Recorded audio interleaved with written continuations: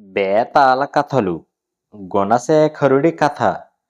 పట్టు వదలని విక్రమార్కుడు చెట్టు వద్దకు తిరిగి వెళ్ళి చెట్టుపై నుంచి శవాన్ని దించి భుజాన వేసుకొని ఎప్పటిలాగే మౌనంగా శ్మశానం కేసి నడవసాగాడు. అప్పుడు శవములోని బేతాళుడు, రాజా, ప్రజల కష్టసుఖాలు పర్యవేక్షిస్తూ ధర్మంగా రాజ్యపాలన చెయ్యవలసిన నువ్వు ఈ అర్ధరాత్రి వేళ శ్మశానంలో కాలం వృధా పుచ్చుతున్నావు. ఇందుకు కారణం ఎవరో నీచమైన తలంపుతో నిన్నీ కార్యానికి పురిగొల్పారన్న అనుమానం కలుగుతున్నది. నీచులకు బుద్ధిహీనులకు సహాయం చెయ్యడం ఎంత ప్రమాదకరమైనదో నీకు తెలియవలసిన అవసరం ఉన్నది. నీకు కనువిప్పు కలిగించేందుకు గుణశేఖరుడు అనే అతడి కథ చెబుతాను, శ్రమ తెలియకుండా విను అంటూ ఇలా చెప్పసాగాడు.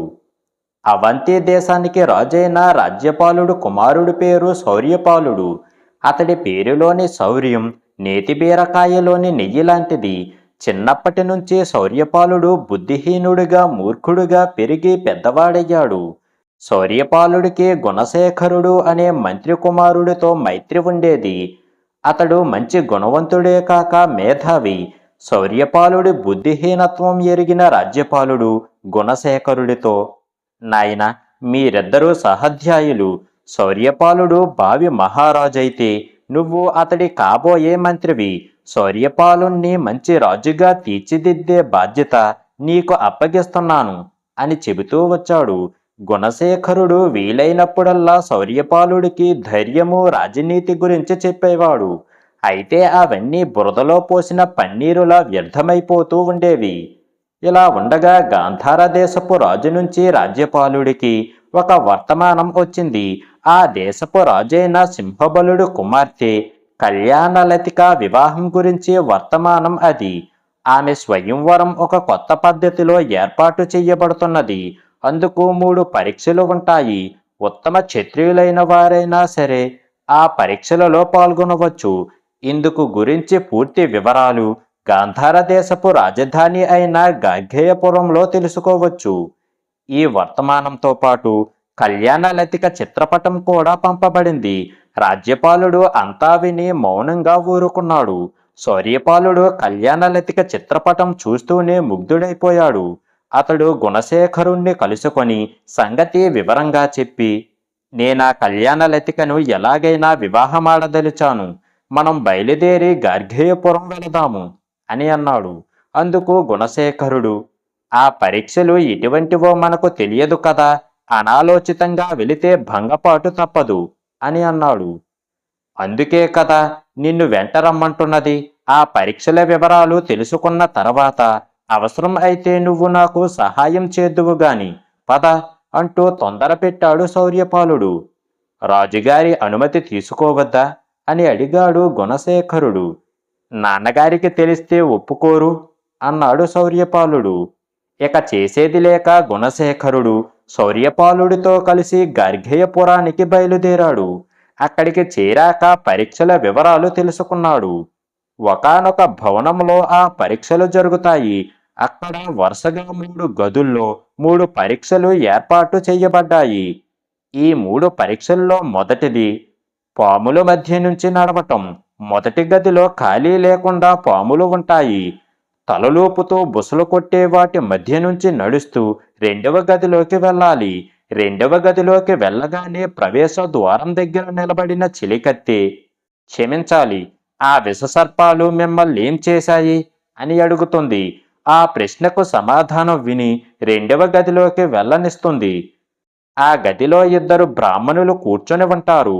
అయితే ఆ ఇద్దరిలో ఒక్కడే బ్రాహ్మణుడు, 2వ వాడు అన్యకులస్తుడు. ఆ ఇద్దరిలో ఎవరో చెప్పాలి. అది సరిగా చెప్పిన తర్వాత 3వ గదిలోకి ప్రవేశం దొరుకుతుంది. 3వ గదిలోని ఒక గోడకు చిత్రపటం ఒకటి వేలాడతీయబడి ఉంటుంది. అది కళ్యాణలతిక చిత్రించినది. ఆ చిత్రంలో సగం తెలుపు సగం నలుపుగా చిత్రించిన గుర్రాన్ని అధిరోహించిన సుందర పురుషుడు ఒకడు దాన్ని లాఘవంగా ఒక తిరుగుతున్న చక్రం మీదకి పోనిస్తూ ఉంటాడు. అక్కడికి వచ్చిన వాళ్ళు ఆ చిత్రం చూసి చేసే వ్యాఖ్యానాన్ని అక్కడ నిలబడిన భటుడు వింటాడు. ఆ వ్యాఖ్యానం సరి అయినది అయితే ఆ భటుడు అతన్ని తిన్నగా కళ్యాణలతిక దగ్గరకు తీసుకుపోతాడు. ఆ వివరాలన్నీ విన్న తర్వాత గుణశేఖరుడు సాలోచనగా, శౌర్యపాల, మొదటి గదిలో అడుగడుక్కి పాములు ఉన్నాయంటే అవి బొమ్మ పాములై ఉండాలి. మధ్య మధ్య ఒకటో రెండో నిజమైన సర్పాలు ఉన్నప్పటికీ అవి కూరలు తీసేసి ఉంటాయి అంటూ మూడవ పరీక్షలకు ఏమేం చెయ్యాలో చిత్ర వ్యాఖ్యానంతో సహా బాగా నూరు పోసి పంపించాడు. శౌర్యపాలుడు నిలువెల్లా ఉనికిపోతూనే ఎలాగో పాములున్న గదిలో ప్రవేశించి దాన్ని దాటి రెండవ గది దగ్గరకు పోయాడు. అక్కడ ఉన్న రాకుమారి చెలికత్తె, క్షమించాలి, ఆ విషసర్పాలు మీకేమైనా హాని కలిగించాయా అని అడిగింది. శౌర్యపాలుడు బింకంగా, ఆ సర్పాకృతులు నన్నేం చెయ్యగలవు అని అన్నాడు. చెలికత్తె వంగి అతడికి నమస్కరించి రెండవ గదికి దారి చూపింది. అక్కడ ఇద్దరు బ్రాహ్మణులు దర్భాసనాల మీద కూర్చొని జపమాలలు తిప్పుతున్నారు. శౌర్యపాలుడు ఆ ఇద్దరికేసి నిశితంగా చూస్తూ, పరీక్ష కోసమైతేనేం, రాజకుమార్తె ఇచ్చే డబ్బుకు ఆశపడి అయితేనేం, అన్యకులస్తుడితో సమానంగా కూర్చున్న ఈ బ్రాహ్మణుడు నా దేశస్థుడైతే ఇక్కడే తల నరికేసేవాణ్ణి అని అన్నాడు. ఆ వెంటనే ఆ ఇద్దరిలో ఒకడి ముఖంలో ఆవేశం కనిపించింది. శౌర్యపాలుడు అతడిని అక్కడ ఉన్న భటుడికి చూపుతూ, ఇతడే నిజమైన బ్రాహ్మణుడు అని అన్నాడు. భటుడు నమస్కరించి శౌర్యపాలుడికి మూడవ గదిలోకి దారి చూపించాడు. శౌర్యపాలుడు మూడవ గదిలోకి వెళ్ళి అక్కడ చిత్రపటాన్ని చూసి కాసేపు ఆలోచించినట్టు నటించి, ఈ చక్రం కాలచక్రం, సుఖము దుఃఖము సమపాళ్లుగా ఉండే జీవితమనే అశ్వాన్ని అధిరోహించి ఆ జీవితాశ్వం కళ్ళెం జారిపోకుండా తన అదుపులో ఉంచుకొని కాలాన్ని కీర్తితో అధిగమించగల ధీరోదాత్తుణ్ణి తాను పెళ్లాడదలిచాననుకొని మీ రాజకుమార్తె ఈ చిత్రం ద్వారా చెప్పదలుచుకున్నది అని అన్నాడు. అక్కడ ఉన్న భటుడు శౌర్యపాలుడికి నమస్కరించి, తమరు ఈ పక్కన ఉన్న గదిలోకి వెళ్ళండి అని అన్నాడు. శౌర్యపాలుడు ఆనందంతో అటు నడిచాడు. అయితే శౌర్యపాలుడు కళ్యాణలతికను కలుసుకునేలోగా అతడి విజయవార్త ఆమెకు చేరవేయబడింది. పాములు ఉన్న గదిలో ప్రవేశించే సమయంలో శౌర్యపాలుడు వణుకు భయం గమనించిన వేగులు ఆ సంగతి కళ్యాణలతికకు చెప్పడం జరిగింది. ఆ వేగులే ఇప్పుడు వచ్చి అతడి విజయవార్తను వినిపించగానే ఆమె ఆశ్చర్యపోయింది. సునిశితమైన ఆమె బుద్ధికి శౌర్యపాలుడి విజయం వెనక ఎవరిదో వ్యూహం ఉండవచ్చునన్న అనుమానం కలిగింది.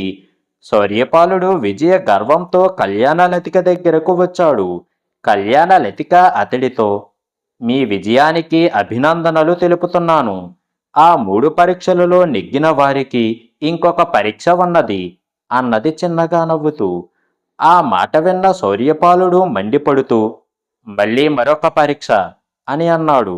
కళ్యాణలతిక వినయంగా, అలా కోపగించకండి, పై 3 పరీక్షలు మీ సొంత బుద్ధితో గెలుచుకున్నవే అని రుజువు కానిదే మా గురువర్యులు మన వివాహానికి ఒప్పుకోరు అని అన్నది. ఎవడా గురువర్యుడు, ఎలా రుజువు చేస్తాడు అంటూ పళ్ళు కొరికాడు శౌర్యపాలుడు. కళ్యాణలతిక అతడి దురుసు మాటలకు నొచ్చుకొని, తన మంత్రశక్తితో మా రాజుగురువు మీ నిజాయితీని పరీక్షిస్తారు. ఈ పరీక్షలు మీ సొంత బుద్ధితో గెలిచినవి కాకపోతే మీరు కురూపిగా మారటమే గాక రాజదండనకు కూడా గురి కావలసి వస్తుంది అని అన్నది. వెంటనే శౌర్యపాలుడు, ఇది నన్ను అవమానపరచడం. మా దేశం వెళ్ళి సైన్యంతో వచ్చి నీ తండ్రిని మట్టి కరిపించి నిన్ను పెళ్లాడకపోతే చూడు అని అన్నాడు. కళ్యాణలతిక చిరునవ్వు నవ్వి, ఓయ్ శౌర్యపాల, సాటి రాజకుమార్తెతో ఇంత హీనంగా మాట్లాడుతున్న నిన్ను ఈ పరీక్షలలో గెలిపించినది మంత్రి కుమారుడు గుణశేఖరుడా అని అడిగింది. శౌర్యపాలుడు నిర్ఘంతపోయి నోట మాట రాక నిలబడిపోయాడు. ఇక మీరు వెళ్ళి మీ మిత్రుడైన మంత్రి కుమారుణ్ణి పంపండి అన్నది కళ్యాణలతిక. శౌర్యపాలుడు తల వంచుకొని బయలుదేరి గుణశేఖరుణ్ణి కలుసుకొని జరిగినదంతా చెప్పాడు.